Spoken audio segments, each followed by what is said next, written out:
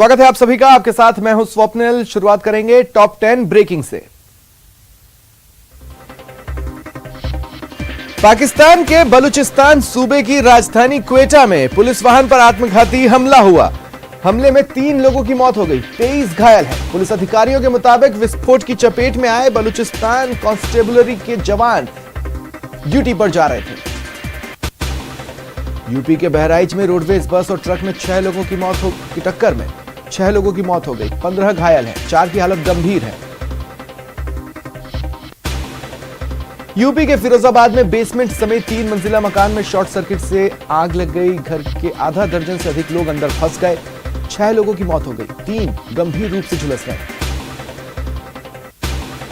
बस्सी के बगराना के पास पानी के खाली टैंकर में अचानक आग लग गई। टैंकर का केबिन धू धू कर जल उठा।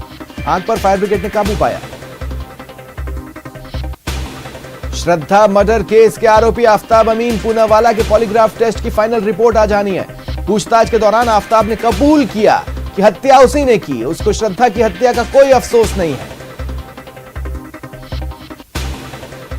इजरायली फिल्म मेकर के द कश्मीर फाइल्स फिल्म को प्रोपेगेंडा बताए जाने से कश्मीरी पंडितों में आक्रोश है। कश्मीरी पंडित समुदाय ने प्रदर्शन कर आपत्ति जताई। इजरायली फिल्म मेकर नदाव लैपिड ने फिल्म को वल्गर और प्रोपेगेंडा बताया था। असम के गोलपारा के रोंगजुली में लोगों के एक समूह ने कल शाम हाथियों के झुंड को रिहायशी इलाके से खदेड़ दिया। एक हाथी ने जंगली हाथी को भगाने की कोशिश कर रहे लोगों को खदेड़ने की कोशिश की। पुडुचेरी के एक मंदिर में रहने वाले एक हाथी का कार्डियक अरेस्ट के चलते निधन हो गया। उपराज्यपाल तमिलिसाई सौंदराजन समेत बड़ी संख्या में लोगों ने श्री मनाकुला विनायगर मंदिर के 32 वर्षीय हाथी लक्ष्मी को श्रद्धांजलि अर्पित की। लक्ष्मी आज मंदिर मार्ग पर टहलने के दौरान अचानक गिर पड़ी और हृदय गति रुकने से उसका निधन हो गया। यूपी की मैनपुरी साइबर सेल ने एटीएम कार्ड को फंसाकर जालसाजी करने वाले गिरोह का भंडा फोड़ किया। सेल ने आधा दर्जन जालसाजों को गिरफ्तार किया। पकड़े गए अपराधियों में से 3 बिहार के रहने वाले हैं।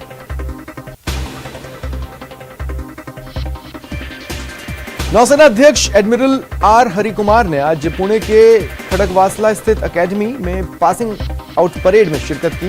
उन्होंने कैडेट्स को संबोधित कर कहा कि यहां से बाहर निकलते ही आप एक ऐसी दुनिया से रूबरू होंगे जिसे युद्ध और शांति की सरल परिभाषाओं द्वारा परिभाषित नहीं किया जा सकता।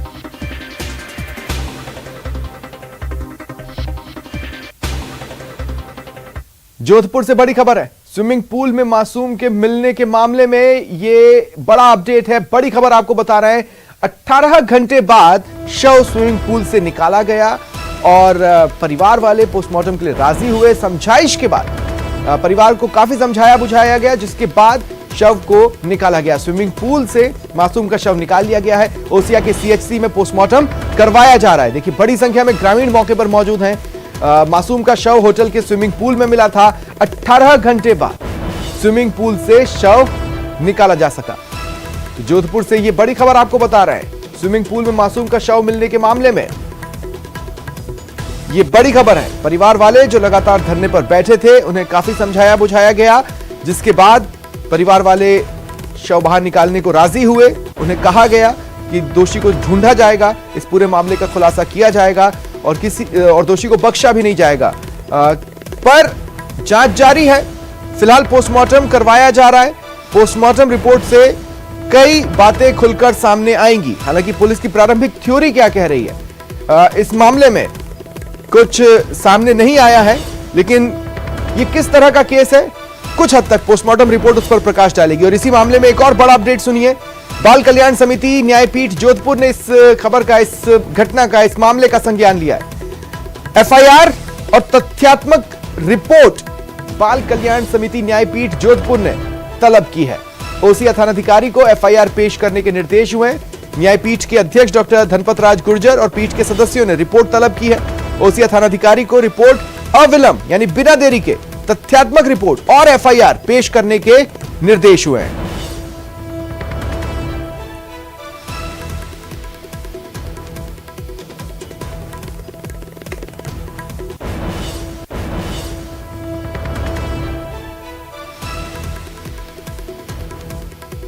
तो ये बड़ी खबर आपको बता रहे हैं।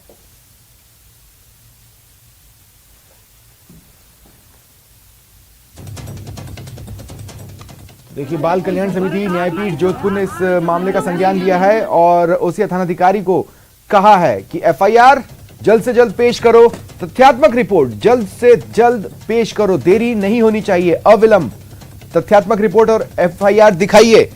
और देखिए, इस घटना से जुड़े कुछ अहम सवाल है जिनके जवाब सामने आना बेहद जरूरी है। इन सवालों को न्यूज 18 राजस्थान एड्रेस कर रहा है। देखिए, सवाल पहला तो यही है कि आखिर 6 साल का मासूम रिजॉर्ट तक कैसे पहुंचा। एक सामाजिक कार्यक्रम में परिवार शिरकत करने गया था, वहां से यह मासूम गायब हुआ और उसके बाद होटल के एक स्विमिंग पूल में उसका शव मिला। ऐसे में ये 6 साल का मासूम आखिर रिजॉर्ट तक कैसे पहुंचा? क्या मासूम के साथ रिजॉर्ट में कोई अनहोनी हुई? स्विमिंग पूल एरिया का सीसीटीवी क्या कहता है भी कि नहीं, चल रहा है कि नहीं, कहां है? यह भी एक अहम सवाल है। और आखिर स्विमिंग पूल में मासूम की मौत का राज क्या है? इस सवाल का जवाब पोस्टमार्टम रिपोर्ट के साथ सामने आ सकता है।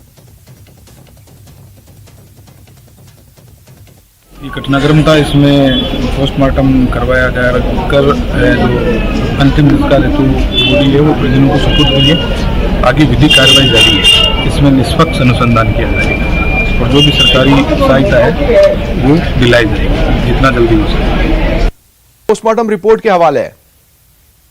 देखिए स्वप्निल, अगर बात करें तो इस मामले में फिलहाल पुलिस के पास कोई थ्योरी दिखाई नहीं दे रही। उनके सामने सबसे बड़ा यक्ष प्रश्न यह है कि आखिर बच्चा होटल के अंदर कैसे पहुंचा और स्विमिंग पूल के अंदर कैसे पहुंच गया और कैसे उसकी मौत हुई है। सबसे बड़ी बात, सबसे पहले 2 अपडेट मैं बता देना चाहता हूं। इस मामले में जो ये बच्चे के शव मिलने के मामले में बाल कल्याण समिति की न्यायपीठ जोधपुर ने संज्ञान लिया है और मामले की एफआईआर और तथ्यात्मक रिपोर्ट जो है अविलंब मांगी है। और साथ ही जो न्यायपीठ के अध्यक्ष है डॉक्टर धनपत गुर्जर, उन्होंने एसपी ग्रामीण और ओसिया थाना अधिकारी को निर्देशित किया है कि जल्द से जल्द जो है तथ्यात्मक रिपोर्ट और एफआईआर पेश करें। इसके अलावा सबसे बड़ी बात कि पुलिस की समझाइश जो है लगातार की जा रही थी, कल शाम से ही पुलिस लगातार समझाइश कर रही थी, उसका कहीं ना कहीं असर देखने को मिला है और परिजनों ने जो है शव को ले लिया है और उसका जो है पोस्टमार्टम करवा दिया गया है। लेकिन सबसे बड़ा सवाल जो है वो ये है कि आखिर एक होटल के अंदर बच्चा पहुंच जाता है और एक ऐसा होटल जिसमें स्विमिंग पूल है, उसमें आने जाने वालों का रिकॉर्ड रखा जाता है, वहां पर जगह जगह पर सीसीटीवी कैमरे लगे होते हैं।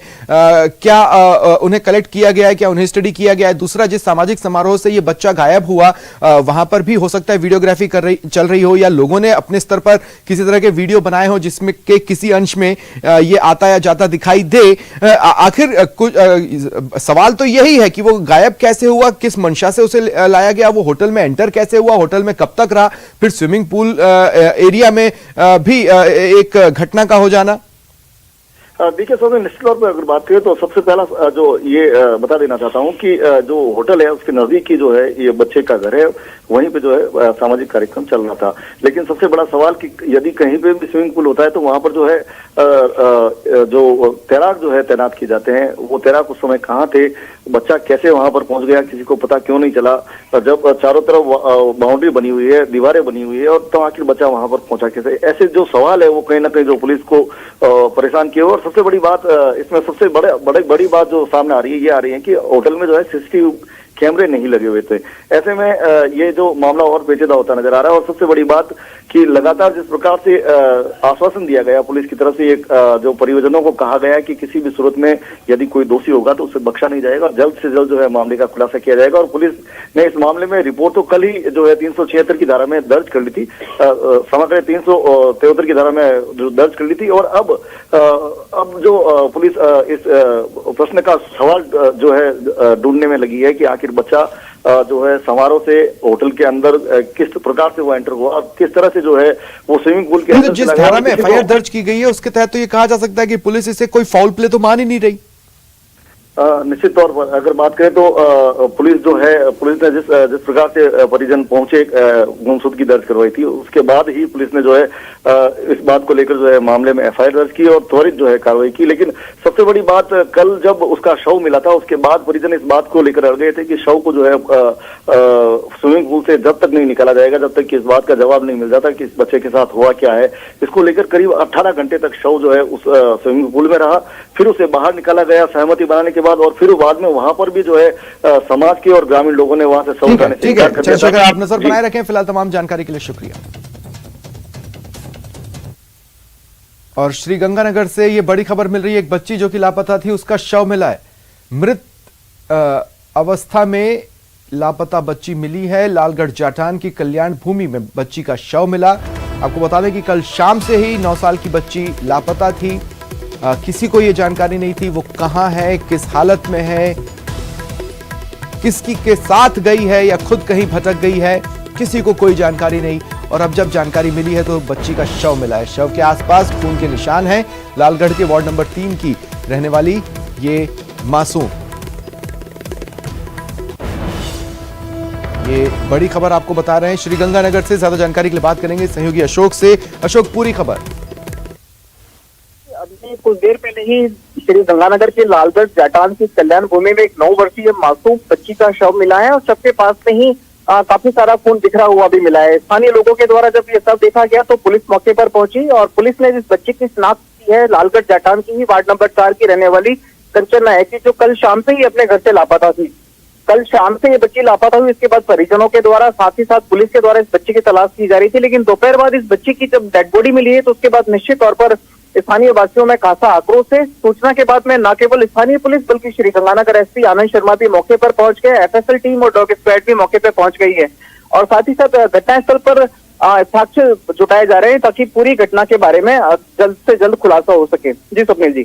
चलिए, शुक्रिया तमाम जानकारी के लिए। आप नजर बनाए रखें। और एक बड़ी खबर आपको बता रहे हैं बीकानेर से। 4 साल की मासूम से दुष्कर्म का आरोपी डिटेन कर लिया गया है।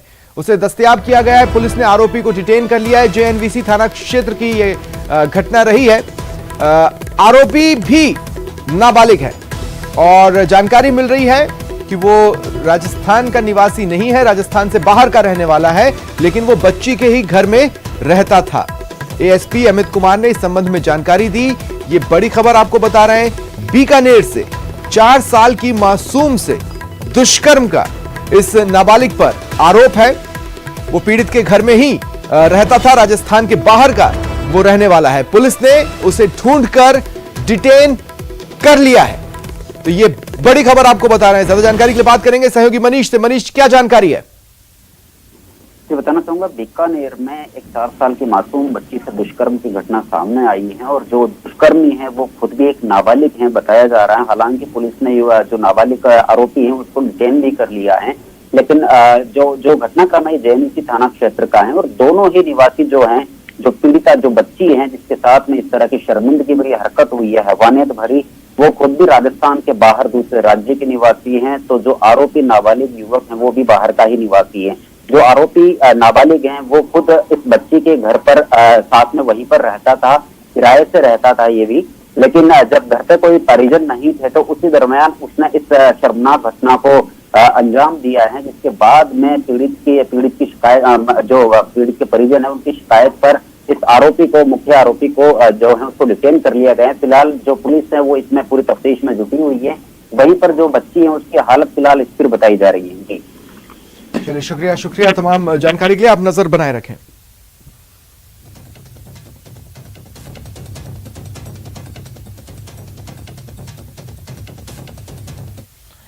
और जोधपुर से बड़ी खबर।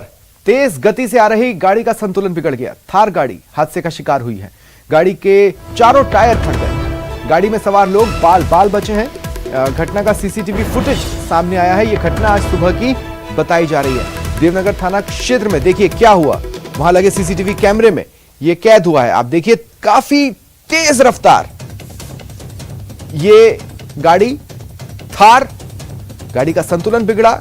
जानकारी मिल रही है कि इसके चारों टायर फट गए और उसके बाद चक्री की तरह, चक्कर घिन्नी की तरह ये थार घूमती चली गई। अंदर बैठे लोग बुरी तरह से डर गए। बस गनीमत ये रही कि किसी को कुछ नहीं हुआ है, सभी की जान बाल बची है। देखिए, रफ्तार कभी भी जान पर आफत बन सकती है, ये सीख दे रही है ये तस्वीरें जो कि आपके टीवी स्क्रीन पर है। ऐसे में रफ्तार के मोह को दूर ही रखें और अपने आप को सुरक्षित रखें। सीट बेल्ट भी लगाएं, ये तस्वीरें आपकी टीवी स्क्रीन पर चक्कर घिन्नी खाती हुई थार, इसमें आपको जो नजर आ रही है इसके चारों टायर फट गए। ड्राइवर का गाड़ी पर संतुलन नहीं रहा, उसने गाड़ी पर से अपना नियंत्रण खो दिया और इसके बाद किसी चक्री की तरह ये गाड़ी घूमती चली गई। आप देखेंगे 4 से 5 चक्कर, देखिए 1 2 3 4 और ये 5वां। 5 चक्कर तो इस सीसीटीवी कैमरे के दायरे में आए हैं, जबकि अगर एकदम शुरुआत में आप देखेंगे तो वहां पर भी ये गाड़ी चक्री की तरह घूम रही थी। इसका मतलब है कि 7 से 8 बार कम से कम इस गाड़ी ने चक्कर खाए हैं। ज्यादा जानकारी के लिए बात करेंगे सहयोगी चंद्रशेखर से। चंद्रशेखर, रफ्तार का मोह त्याग देना ही बेहतर है। जी निश्चित तौर पर अगर बात करें तो जोधपुर शहर में इस तरह के कई हादसे सामने आए जिसमें तेज रफ्तार के चलते कई लोगों ने जान गंवा दी है, लेकिन जो युवा लोग हैं वो इसे समझने को तैयार दिखाई नहीं दे रहे और जो रात्रि गश्त है वो भी इस पर लगाम लगाने में कहीं ना कहीं नाकामयाब नजर आ रही है। जिस प्रकार से सीसीटीवी फुटेज में दिखाई दे रहा है, गाड़ी की रफ्तार इतनी तेज थी कि वो जब असंतुलित हुई कम से कम 7 से 8 चक्कर गाड़ी ने सड़क पर जो है करतब दिखाए हैं। इसके अलावा गाड़ी के चारों टायर गाड़ी से निकलकर इधर उधर बिखरते नजर आ रहे हैं और सबसे बड़ी बात यह रही कि खुशकिस्मती रही कि इस हादसे में किसी की जान नहीं गई, सभी लोग जो है बाल बाल बच गए। ये घटना देवनगर थाना क्षेत्र की आज सुबह करीब 2:15 बजे की बताई जा रही है और इसका सीसीटीवी फुटेज सामने आने के बाद इसकी भयावहता दिखाई दे रही है कि यदि ये दिन के समय में होता तो न जाने कितने लोगों को जो अपने इस हादसे का शिकार बना लेती। जी चलिए, शुक्रिया तमाम जानकारी के लिए। बस्सी के बगराना के पास पानी के खाली टैंकर में अचानक आग लग गई। टैंकर का केबिन धूं धूं कर जल उठा। ये हादसा बीजेपी सांसद डॉक्टर किरोड़ी लाल मीणा के प्रदर्शन स्थल से महज 400 मीटर की दूरी पर हुआ। बता दें, किरोड़ी लाल मीणा किसानों को मुआवजा दिलाने की मांग को लेकर धरना प्रदर्शन कर रहे हैं और प्रदर्शन स्थल से कुछ ही मीटर की दूरी पर, 400 मीटर की दूरी पर निर्माण कार्य में लगे पानी के खाली टैंकर में आग लग गई। मौके पर मौजूद पुलिसकर्मियों ने दमकल विभाग को बुलाया। इस बात की जांच की जा रही है कि आखिर इस टैंकर में आग लगी कैसे, लगी या किसी के द्वारा लगाई गई, क्योंकि जिस लोकेशन पे यह घटना सामने आई है वो लोकेशन कुछ गंभीर सवालों को खड़े कर रही है।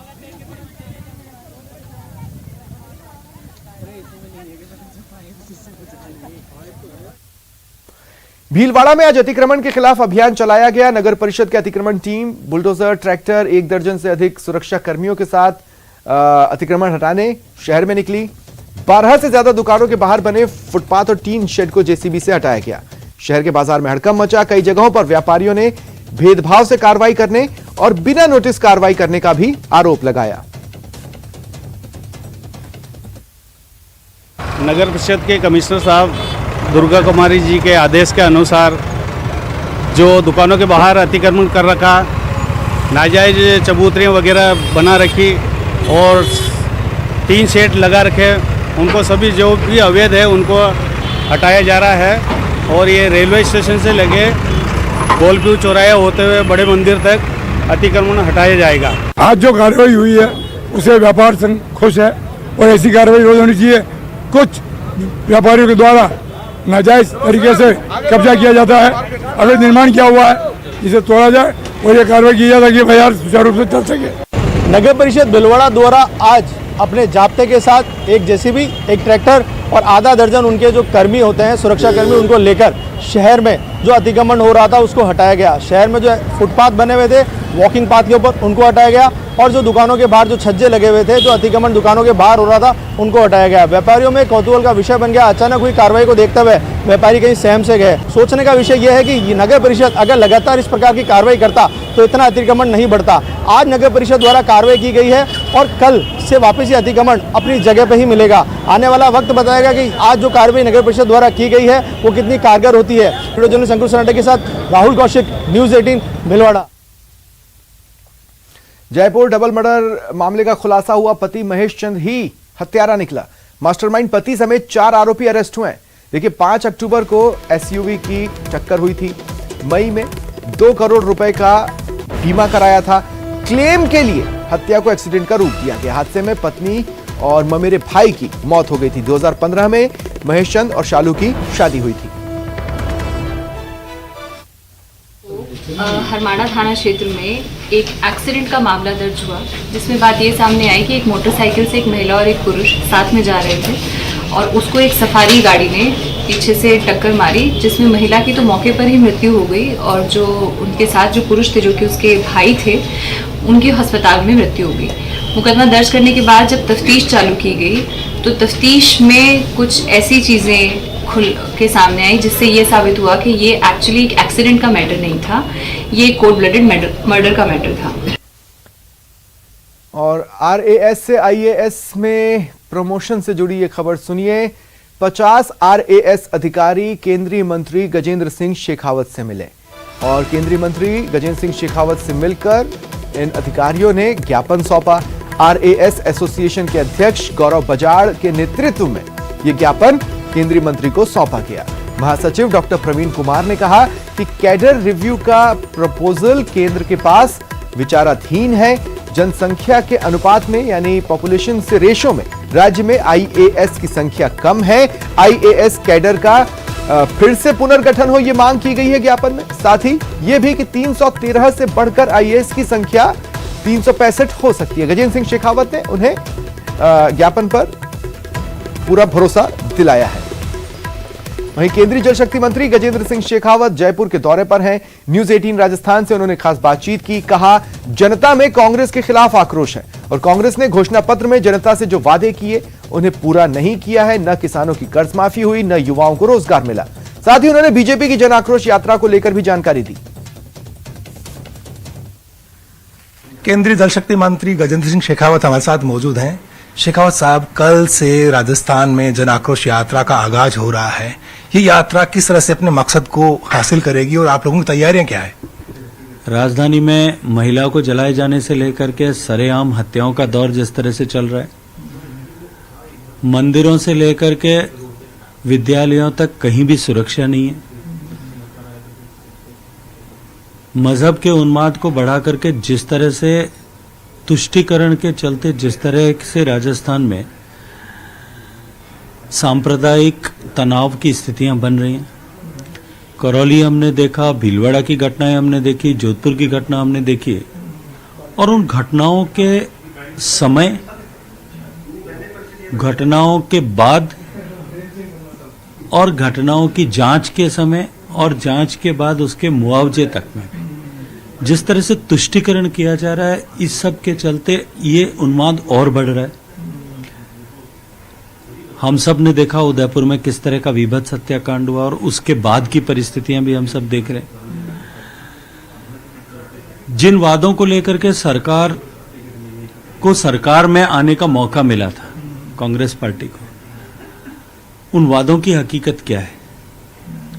आज जो जन घोषणा पत्र जिसकी बार बार चर्चा की जाती है, उसके मुख्य बिंदु उठा करके देख लीजिए, उन सब मुख्य बिंदुओं पे सरकार बिल्कुल से फेल हो गई है। भारतीय जनता पार्टी के विधायक दल ने हमेशा ही सदन पे सरकार को घेरने का काम किया और कई बार ऐसा अवसर आया इस 4 साल में कि जब सरकार भागती हुई नजर आई, लेकिन अब सड़क पर उतर करके जो लोगों के मन में एक गुस्सा पनप रहा है और कई दिनों से गुस्सा दबा हुआ है, उस जनाक्रोश को एकीकृत करके और उस जनाक्रोश को खड़ा करके इस कांग्रेस पार्टी की वर्तमान सरकार को समूल रूप से उखाड़ फेंकने के लिए काम। ये थे केंद्रीय मंत्री गजेंद्र सिंह शेखावत। कैमरा पर्सन भवानी के साथ बाबूलाल धायल, न्यूज 18 जयपुर।